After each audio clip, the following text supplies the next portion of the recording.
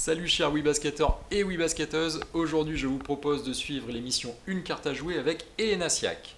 Alors Elena Siak, c'est 89 sélections en équipe de France et 2 médailles d'argent avec l'équipe de France. C'est 2 titres de Ligue féminine de basket avec Montpellier et Bourges.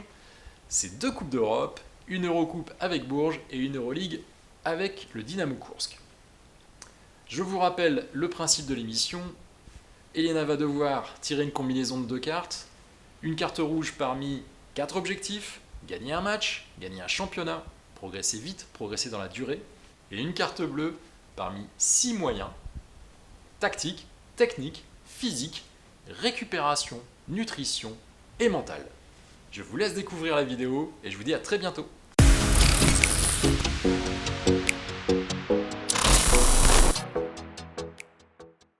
Quatre cartes rouges.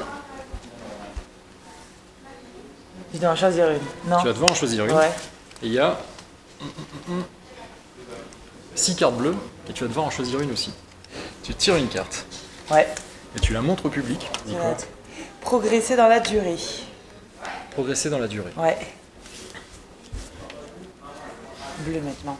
Une carte bleue. Celle-là. Celle-là pareil. Je peux regarder ? Tu peux la regarder. Tactique.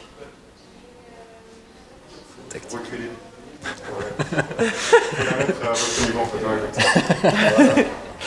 Tactique. Le jeu, c'est en fait, qu'est-ce que tu aurais toi comme conseil à donner à quelqu'un qui veut devenir basketteur ou basketteuse de haut niveau pour progresser dans la durée. Et ton conseil, c'est un conseil tactique. Alors on parle, Ouais. on se prend sous l'angle, on prend l'angle d'une joueuse, pas d'un coach. Hein. Ouais. Moi, je pense que ça va pas être un secret, c'est le travail. Pour moi, le travail, c'est la clé. La clé pour progresser dans tous les domaines, que ce soit tactique, attaque, défense. Je pense que le travail, c'est hyper important et c'est surtout rester assidu parce que c'est vrai qu'on a des moments difficiles, des moments où on doute, des moments où on est fatigué. Mais je pense que si on veut devenir vraiment une grande joueuse, un grand joueur, je pense que le travail, aller à la salle le plus possible, avoir une hygiène de vie vraiment au top, dormir, bien manger, c'est pour moi, je pense que c'est vraiment les Là, clés. tu balayes l'ensemble. Là, je dis le tout. Mettons, tu es conseillère d'une Ouais. jeune joueuse ou d'une joueuse qui, Ouais. qui serait en Ligue 2 ou en National 1 et puis qui veut progresser dans la durée sur un point tactique en particulier. Bon, je sais pas, peut-être le pick and roll, des choses comme ça. Ouais, le pick Est-ce and roll. C'est parce que c'est des éléments tactiques mais Ouais. qui peuvent se travailler Ouais, plus mais ou c'est moins la individuellement. répétition aussi, je pense, la répétition, le répéter tous les jours. Le pick and roll, je pense que c'est assez simple quand même de le travailler. Après, savoir piquer, rouler, savoir piquer et sortir pour créer son tir, je pense que voilà, c'est du travail. C'est de la répétition tous les jours, avant ou après l'entraînement. Voilà, d'être bien entouré, d'avoir des entraîneurs autour qui puissent aider. Voilà, je pense que c'est ça, le pick and roll. Ouais, c'est ça. Après, qu'est-ce qu'il pourrait avoir aussi niveau tactique ouais, c'est compliqué. C'est un sûrement- large c'est panel. peut-être c'est peut-être la carte la plus Bah ouais, c'est compliqué parce qu'elle est un que peu le collective. tactique, moi je vois plus le coach en parler en fait. Le coach en parler. Moi j'aurais plus des conseils pour travailler en attaque, en défense.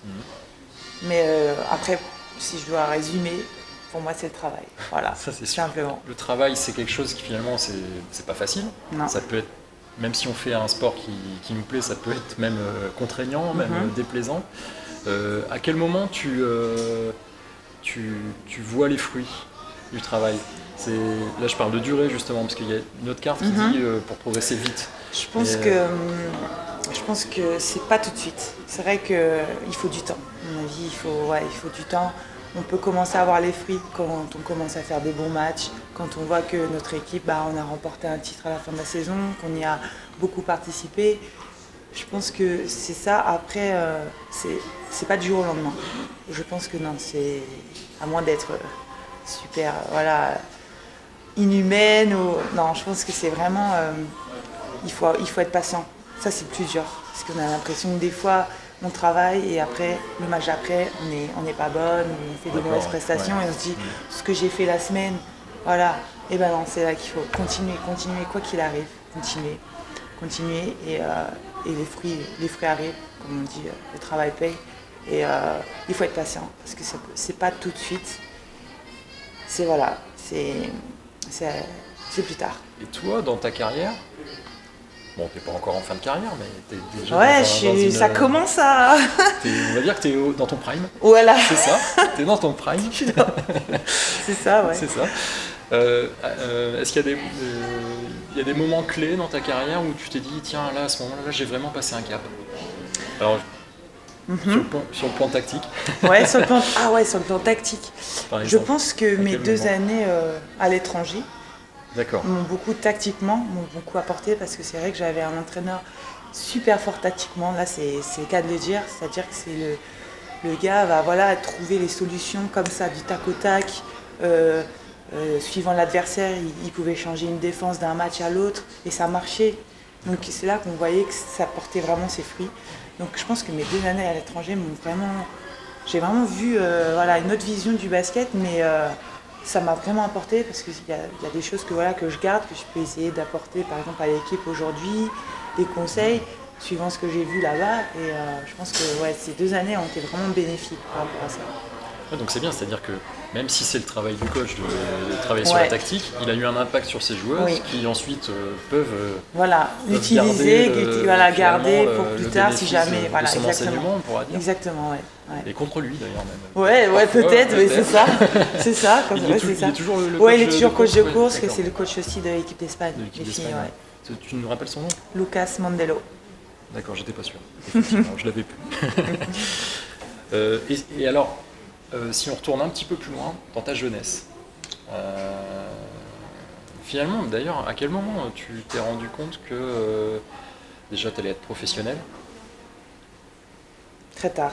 C'est vrai? Ouais, j'ai un parcours assez atypique dans le sens où plus jeune, on va dire à l'adolescence, ou même quand j'ai commencé, pour moi, j'étais pas en mode je veux être professionnel. C'est vraiment, je jouais. Bon, j'ai mon papa, ancien basketteur, donc il m'a mis dedans tout de suite. Et bon, voilà, j'étais dans mon petit club avec mes copines.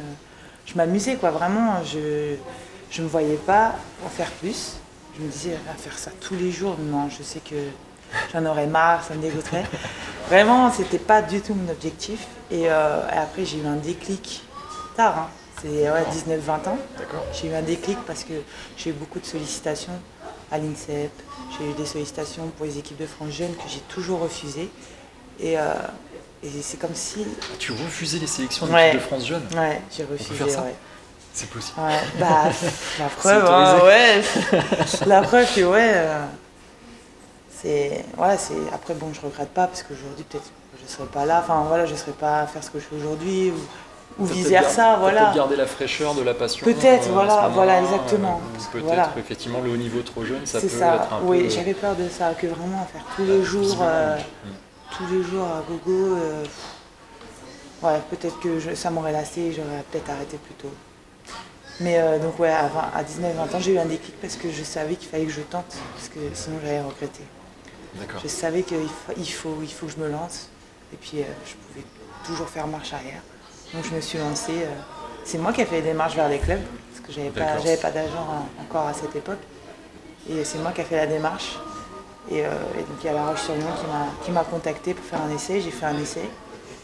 Et c'est vrai que le changement de niveau a été tellement brutal. Je me suis dit waouh, ah ouais, je suis passée de N3 à Ligue 2. Donc j'ai dit waouh, c'est quand même quelque chose. Et puis ils m'ont dit on te garde. Donc j'ai signé mon premier contrat là-bas. Ouais. Super. Ouais. Et donc maintenant, tu ne regrettes pas de faire du basket tous les jours? Non, non, j'ai toujours. Franchement, non, j'adore. C'est vrai? Ouais, j'ai aucun. Vraiment le goût, franchement, au quotidien, en fait. C'est sûr que, comme je dis, il y a des moments difficiles où c'est pareil quand on va à l'entreprise où on n'a pas envie, on est fatigué, voilà, on n'a pas envie, on serait bien resté chez soi. Mais une fois sur le terrain, moi j'adore le basket, j'adore ce sport. Donc chaque fois chaque match, chaque entraînement. Moi, je me régale. Et donc, finalement, avec le travail, est-ce que finalement, le moteur, le travail, c'est peut-être le moteur et le carburant, c'est le goût, la passion, le plaisir? Ouais. Parce que finalement... Je pense qu'il faut garder ça, absolument. C'est avant tout un jeu, c'est une passion, comme tu dis, donc il faut garder ça. Sinon, si on y va alors qu'on n'a pas envie, on ne peut pas réussir bien jouer, on ne peut pas réussir à progresser. Il faut qu'on ait encore cette flamme en nous. Voilà, il faut que ce soit une passion avant tout. Sinon, c'est compliqué. C'est vraiment faire les choses un peu à contre-cœur et je pense que c'est pas possible. Bon, écoute, super, merci.